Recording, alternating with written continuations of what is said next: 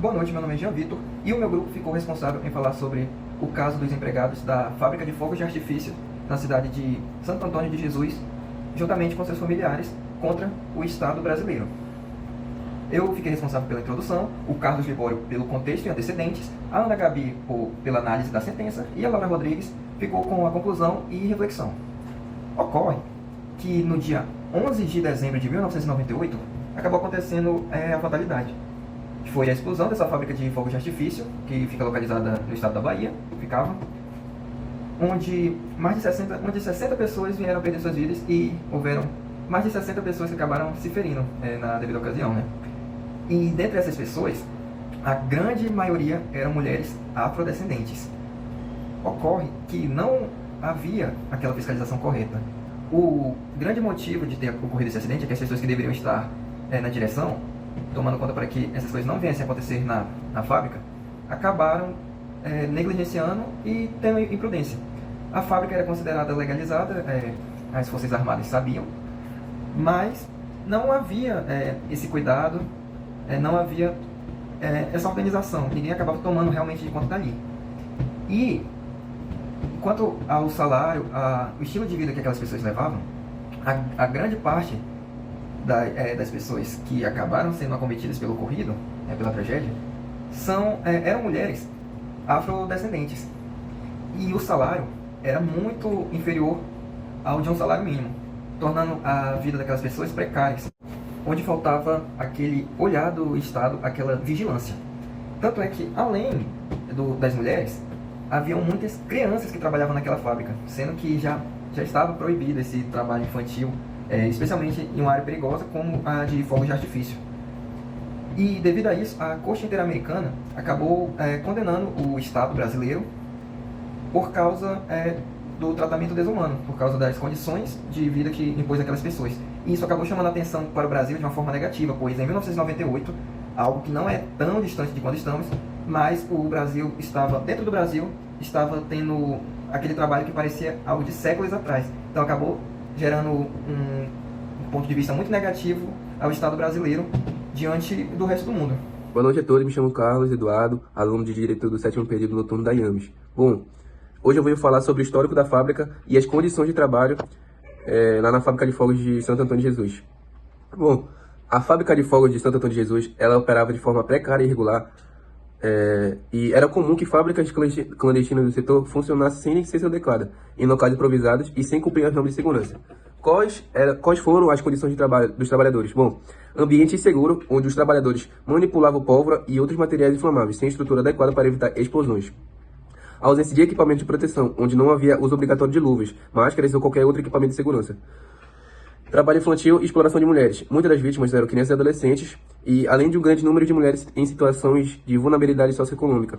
Jornadas exaustivas e pagamentos por produção, onde o pagamento era feito por peça produzida, o que incentivava ali a rapidez, que os trabalhadores quisessem ser mais rápido, aumentando o risco de acidentes.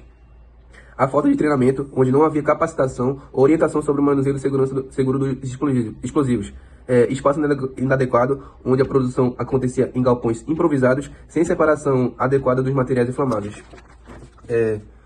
Essas condições demonstram que a fábrica representava um grande risco à vida e à dignidade dos trabalhadores, o que culminou na tragédia de 1998. Quais foram os principais problemas que levaram à tragédia? No dia 11 de dezembro de 1998, uma forte explosão destruiu a fábrica, matando dezenas de trabalhadores instantaneamente. O número oficial de mortes foi 60 pessoas, mas acredita-se que o número pode ter sido ainda maior por ter ali uma falta de registro,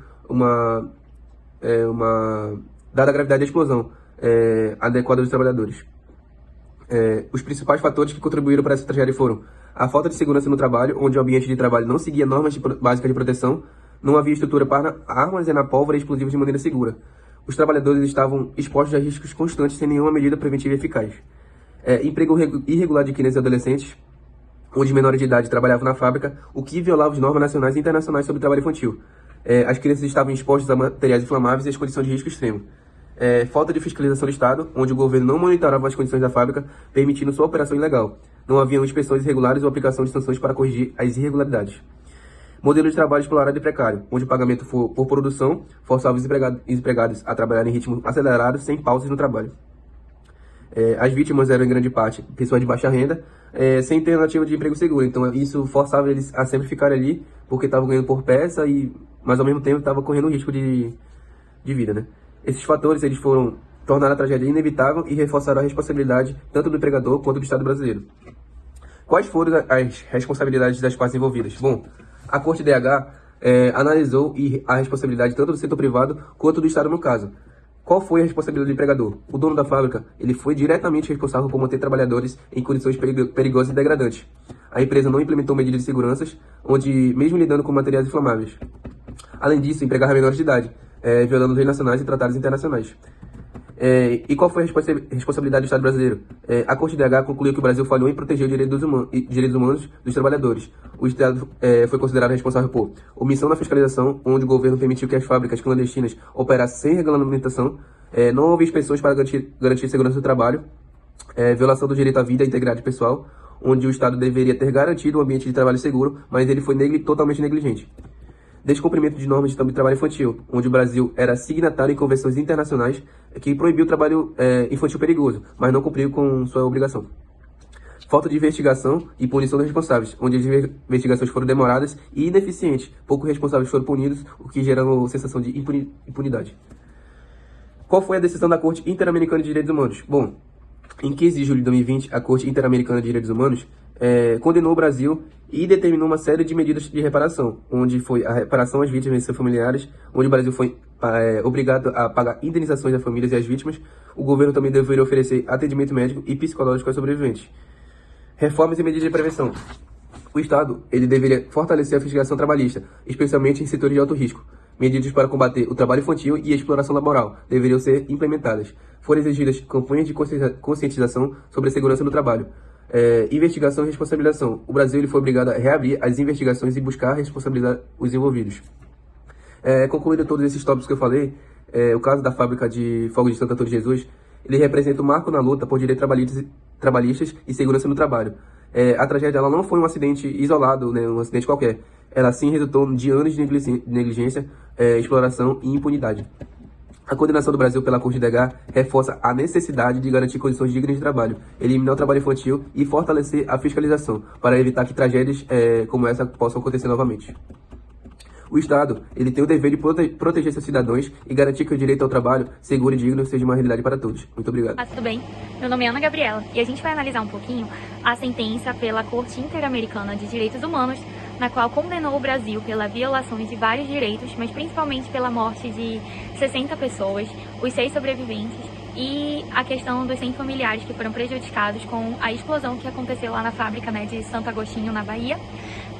Esse julgamento ele aconteceu em 15 de julho de 2020, mas antes da gente falar do julgamento, é interessante a gente saber por que a Corte Interamericana ela condenou o Brasil. O que acontece? No dia 10 de dezembro de 1998, o Brasil ele aceitou ser julgado e fiscalizado pela Corte Interamericana de Direitos Humanos. Já a explosão ela aconteceu um dia depois desse acordo. Ela aconteceu no dia 11 de dezembro de 1998.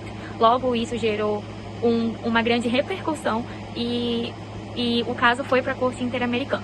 Pois bem, quando a Corte estava sentenciando o caso, ela reconheceu que aquela fábrica ela tinha sim autorização para funcionar, ou seja, ela tinha autorização do ministro do Exército e do governo municipal. Pois bem, na hora de proferir a sentença, eles reconheceram direitos para poder condenar. O primeiro direito reconhecido foi o direito à integridade das vítimas, a vida e a integridade das vítimas. O que acontece? Aquela fábrica tinha autorização para funcionar, mas funcionava sem ter uma fiscalização. Até mesmo porque ali, aquelas trabalhadoras elas estavam expostas a condições precárias de trabalho. Além disso, elas também estavam mexendo ali com coisas perigosas, né? A gente fala de explosivos ali. Então, era um manuseio de coisas perigosas e não tinha fiscalização mínima devida. Aí a gente já vê a violação do artigo 19 da Convenção Americana. O segundo direito foi direito a condições equitativas e satisfatórias que garantam a segurança, a saúde e a higiene no trabalho, direito das crianças, direito à igualdade e a proibição de discriminação. O que acontece? Além delas estarem expostas ali em ambientes precários, até mesmo porque eram em barracões no meio de um campo, ali a gente tinha algumas minorias, a gente tinha a exposição de algumas vulnerabilidades. Primeiro a gente fala da vida delas naquelas condições perigosas, depois a gente cita que elas eram mulheres, negras, pobres e crianças. a gente já sabe que crianças não eram para estar trabalhando, elas estavam ali trabalhando em condições análogas à escravidão.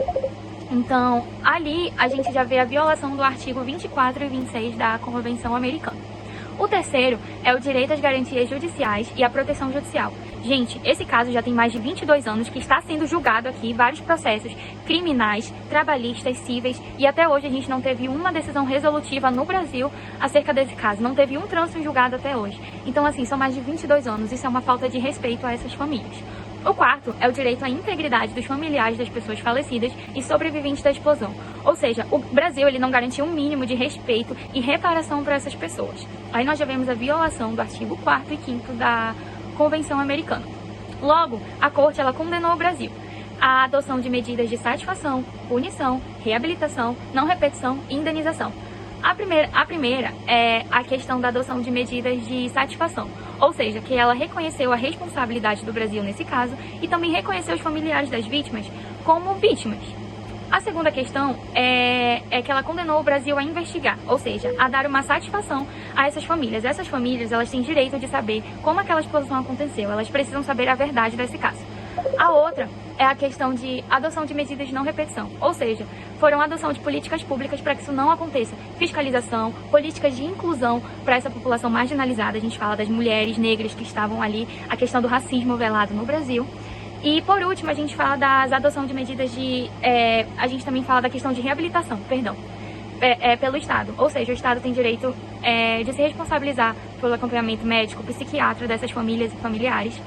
Por último, a gente tem a questão de indenizar. Cada família recebeu $50 mil pelos seus mortos e também mais $60 mil de danos morais. Então aí a gente já teve a indenização de danos morais e materiais. Logo, a gente vê que a Corte Interamericana, hoje, ela está se responsabilizando pelo Brasil cumprir as condenações nessa sentença. Só depois que o Brasil cumprir é que esse caso ele se dará por concluído na Corte Interamericana de Direitos Humanos. É isso, muito obrigada. Olá, meu nome é Laura Rodrigues e eu vim dar continuidade à conclusão do nosso trabalho. O caso que nós tratamos, ele remonta à época de 98, quando aconteceu uma explosão na fábrica de fogos de artifício em Santo Antônio de Jesus, na Bahia. Esse acidente, além de ser um marco trágico na história da indústria de fogos de artifício no Brasil, ele também trouxe questões tanto de cunho social quanto de cunho legal sobre a responsabilidade do Estado e das empresas em garantir a segurança dos trabalhadores e prevenir acidentes dessa natureza. Então, o nosso trabalho, ele se concentrou na responsabilidade do Estado em garantir que essa fiscalização dessas condições de trabalho e do cumprimento das normas do local de trabalho fossem cumpridas. Então, a partir dessa análise, nós discutimos a falha do Brasil em garantir que as leis trabalhistas fossem cumpridas de maneira efetiva, o que causou essa negligência que veio a decorrer nessa tragédia. Além disso, nós também discutimos as decisões judiciais, principalmente com foco na reparação dos danos dos empregados e dos familiares que buscavam a justiça por muitos anos. Outro ponto relevante que nós tratamos na nossa apresentação foi a questão da dignidade humana e da proteção social. Esse acidente, na verdade, ele evidenciou a vulnerabilidade a que esses trabalhadores estavam dispostos nesses ambientes de risco e como o Estado tem a obrigação de criar um sistema que seja realmente eficaz na proteção desses trabalhadores, que antecipe os riscos e que garanta condições dignas para a classe trabalhadora, especialmente em setores de alta periculosidade, como era o caso. Por fim, é necessário refletir sobre o legado desse caso para o direito do trabalho e para a segurança no ambiente laboral. Embora o julgamento ele tenha resultado em compensações financeiras para as vítimas e para as famílias dessas vítimas, a reflexão mais profunda que se impõe é sobre o papel preventivo do Estado, tanto na prevenção quanto na criação de políticas públicas que evitem a repetição de tragédias como esta. Então, concluímos esse trabalho reafirmando que a busca por justiça e pela responsabilização adequada são fundamentais para a evolução das práticas de segurança no trabalho no Brasil. E assim, eu finalizo a nossa apresentação. Muito obrigada por nos acompanhar até aqui.